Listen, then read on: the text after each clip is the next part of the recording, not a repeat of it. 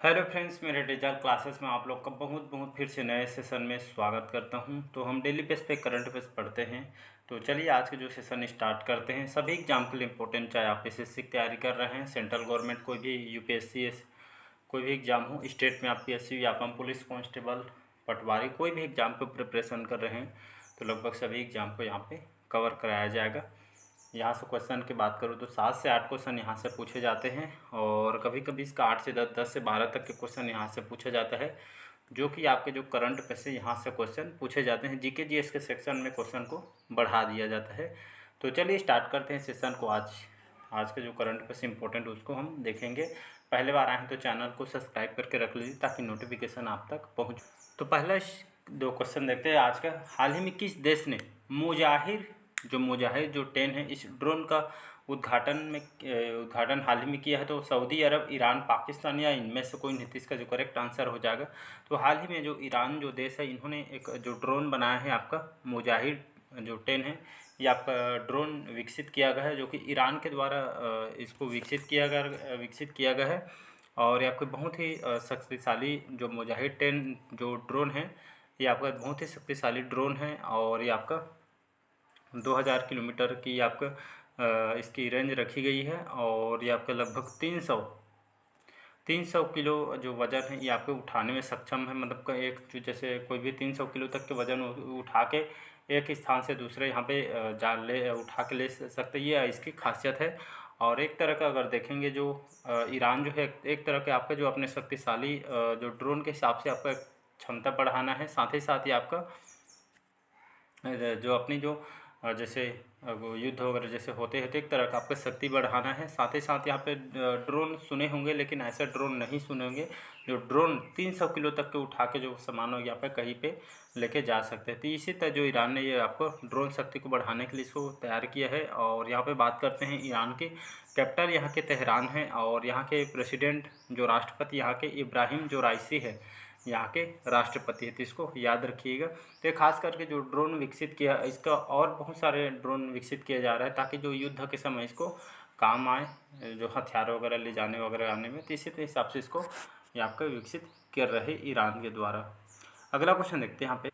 अगला क्वेश्चन देखते हैं, हाल ही में किस देश ने भारत से 7 आवश्यक वस्तुओं को सुरक्षित आपूर्ति की मांग की है? नेपाल, श्रीलंका, बांग्लादेश या इनमें से कोई नहीं। तो इसका जो करेक्ट आंसर जो हो जाएगा आपका बांग्लादेश से इसका करेक्ट आंसर हो जाएगा। बांग्लादेश की राजधानी क्या है जी?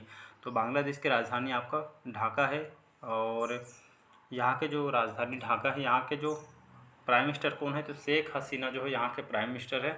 तो हाल ही में भारत से 7 आवश्यक वस्तुओं की सुरक्षित आपूर्ति की मांग की है। तो ये भारत से क्या चीज़ जो मांगी है, चूँकि आप पूर्ण रूप से सुरक्षित आपूर्ति मांग की है। तो जो यहाँ पे खास करके आपके खाने पीने का सामान है जो आपके बांग्लादेश के द्वारा भारत से मंगाया जा रहा है, जिसमें आपका गेहूं हो गया, चावल, दाल, चीनी, प्याज, लहसुन, अदरक, जो जो जो खाद्य सामान है, तो इसको सुरक्षित ढंग से मंगाया जा रहा है। तो इसमें कोई भी नुकसान मत हो या कुछ भी इसको इफेक्ट मत पड़े। तो ये आपके खाने पीने के सामान है, इसीलिए इसको सुरक्षित आपूर्ति की इसको मांग की है भारत के द्वारा। इसको तो सभी को पता है, भारत के द्वारा बहुत सारे सामान यहाँ पे प्रोडक्ट अलग अलग देश में भेजी जाती है। इसी के तहत जो बांग्लादेश ने मांग की है कि जो जो वस्तु जो बताई गई है, खाने का जो सामान है, उसको सुरक्षित और यहाँ पे सही सलामत हमको प्रोवाइड किया जाए, ऐसा करके आप जो भारत से आपूर्ति की मांग इनके द्वारा किया गया है। तो ये आपका बांग्लादेश के द्वारा किया गया है, तो इसको याद रखिएगा।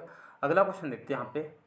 अगला क्वेश्चन देखते हैं, हाल ही में भारत और किस देश ने चाबहार जो बंदरगाह मुद्दे में विदेशी मध्यस्थता खंड को हटा दिया है? ओमान ने, ईरान ने, अफगानिस्तान या इनमें से कोई नहीं। तो इसका जो करेक्ट आंसर हो जाएगा ईरान, इसका करेक्ट आंसर हो जाएगा। तो ईरान के बारे में अभी जस्ट बताएं, यहाँ की कैपिटल जो राजधानी है तेहरान, यहाँ के प्रेसिडेंट है इब्राहिम राइसी, जो कि यहाँ के प्रेसिडेंट है, राष्ट्रपति हैं। तो ये आपका भारत और ईरान के बीच जो आपके अलग अलग देश के जैसे आपको बहुत सारे मुद्दे होते हैं जो आपका चलते रहता है नेताओं का। तो इसी तरह का एक मुद्दा था जिसको आपको ये हटा दिया गया है ईरान के द्वारा। तो खास करके अच्छे संबंध बनाने के चलते देख सकते हैं मोदी अगर जाएंगे, वहाँ भी बहुत सी चर्चा में रहते हैं मोदी जी, कहीं भी जाते हैं। तभी हाल में ग्रीस गए थे और बहुत सारे देश अभी गए थे सम्मेलन में। तो इसी तरह के जो हटा दिया इस जो विदेशी मध्यस्थता खंड को ईरान के द्वारा।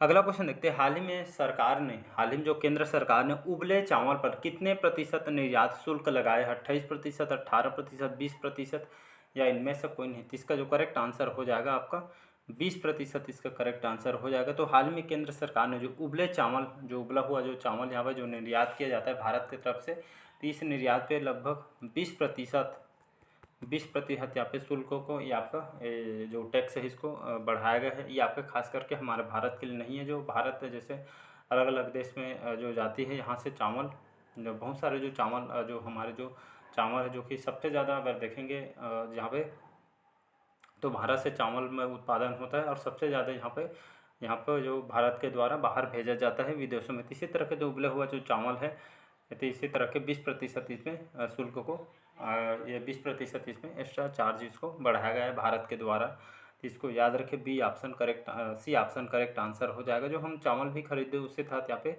लगभग उसमें कमी भी की जा रही है। जो हम भारत में चावल जो देख सकते हैं दिनों दिन बढ़ती जा रही चावल के रेट भी, तो इसको केंद्र सरकार के द्वारा भी बोला गया है कि चावल में अभी कुछ कमी भी देखने को आपको कुछ दिन में मिल जाएगी। अगला क्वेश्चन देखते हैं यहाँ पे, हाल ही में भारत और किस देश ने पहले कागज रहित लेन देन परीक्षण किया है? रूस, सिंगापुर, अमेरिका या इनमें से कोई नहीं। तो इसका जो करेक्ट आंसर हो जाएगा सिंगापुर इसका करेक्ट आंसर हो जाएगा। तो हाल ही में सिंगापुर और दोनों भारत के बीच कागज रहित लेन देन का एक परीक्षण किया है। खास करके डिजिटलीकरण को बढ़ावा देना है। साथ ही साथ जो जैसे भारत और जैसे बांग्लादेश के जो व्यापारिक जो संबंध अच्छे भी हैं, साथ ही साथ यहाँ पे लेन देन जो प्रोसेस वगैरह होते हैं कागजी कार्रवाई, तो इस तरह के इसको डिजिटलीकरण करना है। जैसे आप लेन देन करते हैं तो पैसे आप कैश नहीं लेकिन आपके खाते में तो गूगल पे कर देते हैं, तो इसे व्यापारिक संबंधों एक डिजिटलीकरण करना है। जो ट्रांजैक्शन के जो प्रोसेस वगैरह कागज जो रही थी इसको डिजिटलीकरण इसको कराने, जैसे को तो इसके परीक्षण किया गया है इसको बढ़ावा देने के लिए। किसके किसके दोस्त, सिंगापुर और भारत के दोनों देश के बीच आपका लेन देन परीक्षण यहाँ पे किया गया है।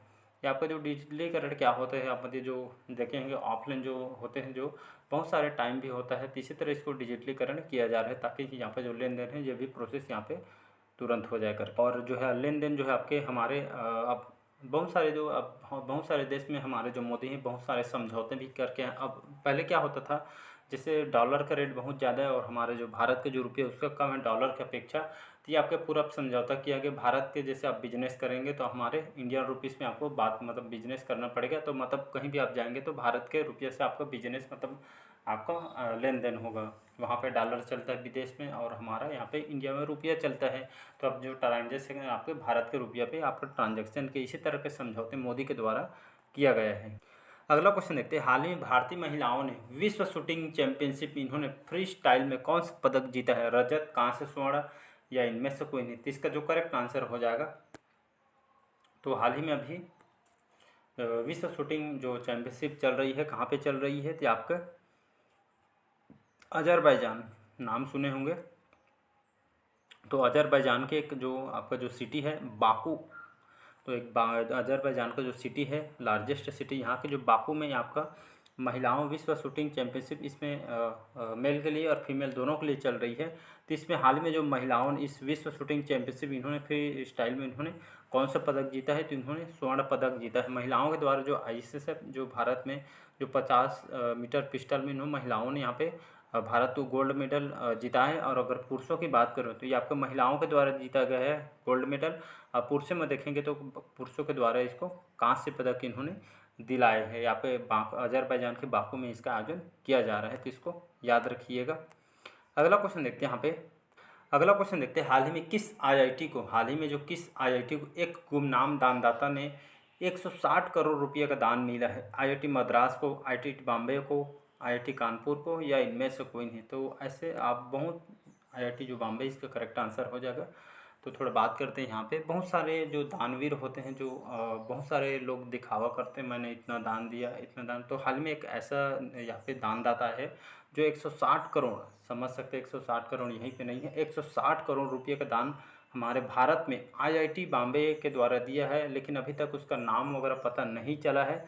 ये आपके जो 160 करोड़ जो दान दिया है यहाँ पे अमेरिका के खास रहने वाले हैं। इन्होंने एक छात्र के द्वारा इस पैसे को यहाँ पे दिया गया है और अभी तक उनको जो नाम वगैरह है इसको गोपनीयता रखने की यहाँ पे बात कही गई है। और जो पैसा है आपके अमेरिका के द्वारा इसको दी गई है, और जो व्यक्ति दिया है वो अपने जो नाम को यहाँ पे गोपनीयता रखी है।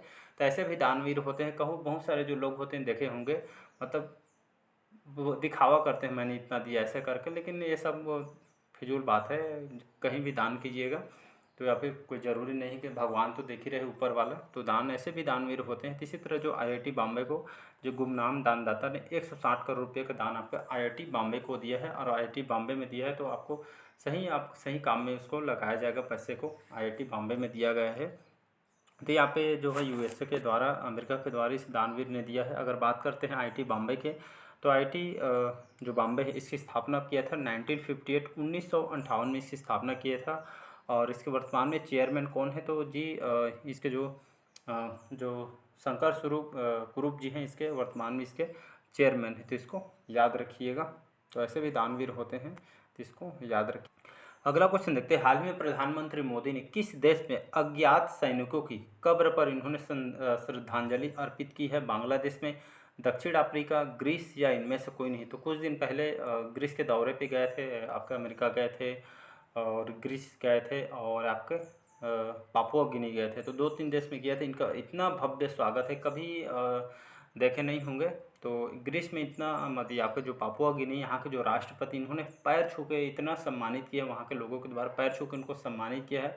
तो ये आगे जो खासियत जो हमारे भारत के प्रति अगर देखेंगे, तो 2027 में कुछ दिन पहले पढ़ाए थे, 2023 में हमारा 3rd क्रम का अर्थव्यवस्था वाला देश बन जाइए, जो रिपोर्ट है एसबीआई के द्वारा दिया गया था कुछ दिन पहले पढ़ाया था। 2027 में भारत जो है आपका 3rd क्रम का अर्थव्यवस्था वाला देश बन जाए। अभी भी हम बहुत पीछे हैं, लेकिन सब इतना वर्क कर रहे हैं मोदी, ताकि आपके जो आने वाले सालों में देख सकें जो भारत की जो अर्थव्यवस्था 3rd क्रम में आ जाएगा, हमारी जो इकोनॉमी है। तो इसी तरह वे जो हाल ही में ग्रीस में गए थे प्रधानमंत्री मोदी ने, तो यहाँ के जो प्रधानमंत्री जो मोदी ग्रीस गए थे, वहाँ पे इनको हाल में वहाँ का जो सर्वोच्च सम्मान से जो अवार्ड से इनको नवाजा गया है ग्रीस के राष्ट्रपति द्वारा। और ये आपके यहाँ के जो अज्ञात सैनिकों की कब्र पे जो है उनको श्रद्धांजलि अर्पित भी इनके द्वारा किया गया है। तो ग्रीस की बात यहाँ पे ग्रीस की बात करूँ, यहाँ की जो राजधानी एथेंस यहाँ की राजधानी है। राष्ट्रपति कौन है, तो कैटरीना जो सकेलारोपोलू है, कैटरीना शॉर्टकट में बोल देता हूँ मैं। तो कैटरीना जो कि यहाँ के राष्ट्रपति ही इन्हों को जब गए थे वहाँ के, तो उनको सर्वोच्च सम्मान से उनको भी नवाजा चुका है, ये अवार्ड उनको दिया गया है। और कुछ दिन पहले भी बताया था, जो फ्रांस में भी उनको सर्वोच्च नागरिक सम्मान से उनको सम्मानित किया। ये अवार्ड आपके आने वाले एग्जाम में क्वेश्चन पूछता है, कौन से देश के द्वारा कौन सा सम्मान दिया करके, तो इसको रिवाइज कीजिएगा एक बार। अगला क्वेश्चन देखते हैं, हाल ही में आई यूएनडीपी रिपोर्ट के अनुसार किस देश में 6 मिलियन से अधिक विस्थापित लोग हैं? तो सीरिया में, अफगानिस्तान में, अजरबैजान में, या इनमें से कोई नहीं? इसका जो करेक्ट आंसर हो जाएगा अफगानिस्तान की थोड़ा बात करता हूँ। तो अफगानिस्तान यहाँ की राजधानी है काबुल, यहाँ की राजधानी है। प्राइम मिनिस्टर कौन है यहाँ के, तो अब्दुल कबीर जो कि आपके यहाँ के अब्दुल कबीर यहाँ के प्राइम मिनिस्टर हैं। और यहाँ पे बात करते हैं यूएनडीपी जो रिपोर्ट है, यूएनडीपी क्या है, तो आपका यूनाइटेड नेशन डेवलपमेंट प्रोग्राम इसका फुल फॉर्म होता है, जिसको हिंदी में इसको संयुक्त राष्ट्र विकास कार्यक्रम इसको बोला जाता है। इसका हेडक्वार्टर कई बार एग्जाम में क्वेश्चन पूछा, तो इसका हेडक्वार्टर, एक मिनट, इसका हेडक्वार्टर आपके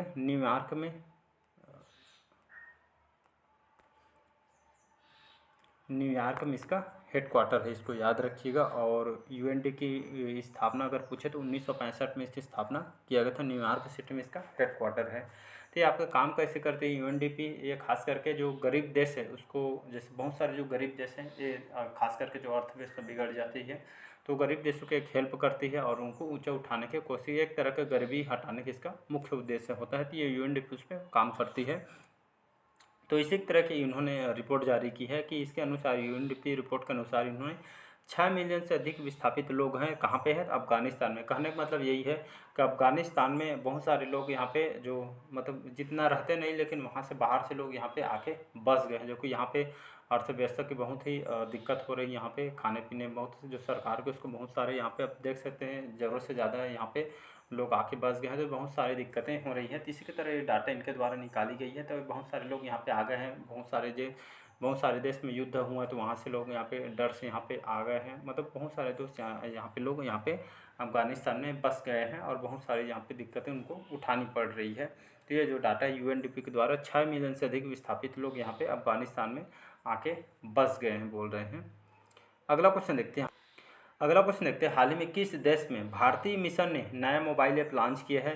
तो कौन से देश में? कतर, सूडान, बहरीन या इनमें से कोई नहीं। तो इसका जो करेक्ट आंसर हो जाएगा बहरीन, इसका करेक्ट आंसर हो जाएगा। तो हाल ही में बहरीन में जो भारतीय मिशन ने जो भारत के द्वारा एक मिशन चलाया गया था जिसमें एक मोबाइल ऐप लॉन्च किया है बहरीन में। तो बहरीन में जो मोबाइल ऐप लॉन्च करने का उद्देश्य क्या है? तो ये खास करके अभी चंद्रयान-3 जो कि बहुत विश्व भर में प्रसिद्ध हो गए भारत, तो इसी तरह के जो बहरीन में अंतरिक्ष प्रौद्योगिकी और संस्कृति व्यवसाय में खास करके विज्ञान के क्षेत्र में इसको बढ़ावा देने के लिए, साथ सहयोग देने के लिए यहाँ पे बहरीन के साथ यहाँ पे एक मोबाइल लॉन्च किया है। इसी के साथ विज्ञान के क्षेत्र में नए नए टेक्नोलॉजी के साथ यहाँ पे आगे बढ़ने पे आपका सहयोग यहाँ पर किया है। बहरीन के साथ ये समझौता किया गया है, तो इसको याद रखिएगा। अगला क्वेश्चन देखते हैं हाल ही में देव कोहली जिनका हाल ही में निधन हुए, तो ये आपके कौन थे? गीतकार, अभिनेता, पत्रकार या इनमें से कोई नहीं थे? आपके जाने माने गीतकार, ये जाने माने सिंगर थे बॉलीवुड के, जिन्होंने बहुत सारे मूवी में अजय देवगन, शाहरुख खान के बाजीगर, मैंने प्यार जैसे बहुत सारे मूवी इन्होंने इनके द्वारा गाने गाए हैं, जिनका हाल ही में 82 साल के एज में इनका निधन हो गया। तो भारत के रहने वाले थे, बॉलीवुड के जाने माने सिंगर थे, तो इसको याद रखिए। अगला क्वेश्चन देखते हैं हाल ही में किस स्पेस एजेंसी ने क्रू 7 मिशन को अंतर्राष्ट्रीय अंतरिक्ष स्टेशन में प्रक्षेपित किया है? इसरो के द्वारा, नासा के द्वारा, जाक्सा या इनमें से कोई नहीं देता? या इसरो है तो हमारा भारत का है, नासा या आपका अमेरिका की स्पेस कंपनी। जैसे इसरो भारत के, वैसी तरह के जो स्पेस एजेंसी है नासा अमेरिका की है, जाक्सा ये आपका वहाँ का है, जापान का है ये आपका। तो सारे आपको याद होने चाहिए। इसरो हमारा भारत का है, नासा अमेरिका का है, जाक्सा आपका जापान का है। तो हाल ही में नासा के द्वारा जो अमेरिका का जो स्पेस कंपनी है और यहाँ ने हाल ही में उन्हें इस नासा की स्पेस एजेंसी ने यहाँ पे क्रू 7 जो मिशन है इसको अंतर्राष्ट्रीय अंतरिक्ष स्टेशन यहाँ पे प्रक्षेपित किया गया है। ये खास करके ये आपका जो अमेरिका का जो नासा से यहाँ इसको प्रक्षेपित किया गया है, ये आपका 7वां वाणिज्य क्रू जहाँ पे रोटेशन मिशन है। इसके तहत यहाँ पे विज्ञान के खास करके अभियान के लिए इसके तहत इसको भेजा गया, प्रक्षेपित किया। विज्ञान से संबंधित यह अभियान है जिसमें आपका इसमें चार अंतरिक्ष है। इसमें जो यात्री के इस जो प्रक्षेपित किया है जो अंतरिक्ष स्टेशन में जो क्रू 7 जो मिशन, इसमें 4 लोगों को इसमें भेजा गया है, 4 अंतरिक्ष यात्री को, जिसमें आपका जो 4 यात्री हैं एक तो अमेरिका के थे रहने वाले, एक रूस के, एक और आपके जापान के, और ये आपका डेनमार्क के। 4 लोग इसमें एक अंतरिक्ष यात्री 4 इसमें भेजे गए हैं जो कि आपके विज्ञान अभियान से संबंधित ये आपका अंतरिक्ष है, जिसमें आपके क्रू 7 मिशन के तहत इसको भेजी गई है। विज्ञान से संबंधित ये आपका अभियान है, तो नासा के द्वारा इसको भेजी। अगला क्वेश्चन देखते हैं हाल ही में G20 संस्कृति कार्य समूह की जो बैठक कहाँ संपन्न हुई? मुंबई, नई दिल्ली, वाराणसी या इनमें से कोई नहीं? तो इसका जो करेक्ट आंसर हो जाएगा वाराणसी, इसका करेक्ट आंसर हो जाएगा, जो कि उत्तर प्रदेश में आती है। तो हाल ही में G20 संस्कृति कार्य समूह की जो बैठक कहाँ संपन्न हुई? वाराणसी में हुई, उत्तर प्रदेश में। तो ये खास करके इसमें जो नए नए जो कलाकार होते हैं जिनको अलग इनको पहचान दिया जाएगा भारत में, तो इसी तरह का G20 संस्कृति कार्य समूह की जो बैठक ये आपके वाराणसी में इसका आयोजन किया गया है। अगला क्वेश्चन देखते हैं हाल ही में भारतीय जो तटरक्षक ने समुद्री सहयोग बढ़ाने के लिए किस देश के तटरक्षक के साथ समझौता किया है? चाइना के साथ, फिलीपींस, जापान या इनमें से कोई नहीं? थी आपका किसके साथ समझौता किया है? फिलीपींस के साथ ये समझौता की है। बात करते हैं फिलीपींस की, यहाँ की जो राजधानी है मनीला यहाँ की राजधानी है, और यहाँ पे क्यूजॉन का है। क्यूजॉन जो कि आपके फिलीपींस की सबसे बड़ी लार्जेस्ट सिटी है, और यहाँ के आपके राष्ट्रपति कौन है? तो बोंगबोंग मार्कोस यहाँ के राष्ट्रपति, इसको याद रखिएगा। तो हाल में जो हमारे भारत के जो इंडियन जो कोस्ट गार्ड है जो समुद्री सहयोग बढ़ाने के लिए जो समुद्री जो समस्या वगैरह आती रहती है, तो एक तरह के सहयोग बढ़ाने के लिए यहाँ पे फिलीपींस के यहाँ पे तटरक्षक के साथ यहाँ पर समझौता किया है, ताकि हमारे दोनों देश के बीच जो आर्थिक व्यवस्था बनी रहे, साथ ही साथ हमारे अच्छे भी संबंध बने रहे। इसी उद्देश्य से इसको सहयोग के समझौता किया गया है भारत और फिलीपींस के तटरक्षक के बीच। अगला क्वेश्चन देखते हैं हाल ही में किसने नया फैशन स्टोर यूस्टा लॉन्च किया? टाटा के द्वारा, आदित्य बिरला ग्रुप, रिलायंस रिटेल या इनमें से कोई नहीं? थी आपका जो रिलायंस रिटेल के द्वारा हाल ही में जो रिलायंस रिटेल क्या है? तो ये आपका रिलायंस रिटेल जो कि भारत का सबसे बड़ा रिटेल स्टोर है, जो कि हाल ही में जो आपके कहाँ पे हैदराबाद के एक सिटी मॉल है, हैदराबाद के जो सिटी मॉल में पहली बार पहले यहाँ पे एक स्टोर खोला है जो यूस्टा लॉन्च इसको लॉन्च किया है। इसमें ये आपका यूस्टा जो लॉन्च है क्या, तो ये आपका जो फैशन स्टोर है, एक शॉप है फैशन स्टोर, जिसमें बॉयज़ और लड़कियों का जो सामान यहाँ पे, जिसमें फैशन से संबंधित आपको इसमें सामान मिल जाएगा, जिसमें आपके कपड़े हो गए, शूज़ वगैरह, मतलब फैशन से संबंधित समय आपको प्रोडक्ट यहाँ पे इस जो स्टोर में आपको मिल जाएगा, जो कि रिलायंस रिटेल, जो कि भारत की सबसे बड़ा रिटेल स्टोर है। तो इसके तहत यहाँ पे हैदराबाद में इसको सिटी मॉल में इसको स्टार्ट किया गया है। और ये आपका इसमें अगर रेट में देखेंगे, सबसे ज़्यादा रेट 999 है और सबसे कम इसमें आपका 499 तक इसमें प्राइस रखी गई है। तो इसके अंदर ही आपको कुछ भी सामान यहाँ पे प्राप्त कर सकते हैं। तो आपका रिलायंस रिटेल के द्वारा इसको पहली बार ओपन किया गया हैदराबाद के सिटी मॉल में। तो चलिए, आज के सेशन कैसा लगा कमेंट करके ज़रूर बताइएगा। पहले बार आए तो चैनल को प्लीज़ सब्सक्राइब करके रख लीजिएगा ताकि नोटिफिकेशन आप तक पहुँच पाए। मिलते हैं अगले करंट टिप्स में। Thank you.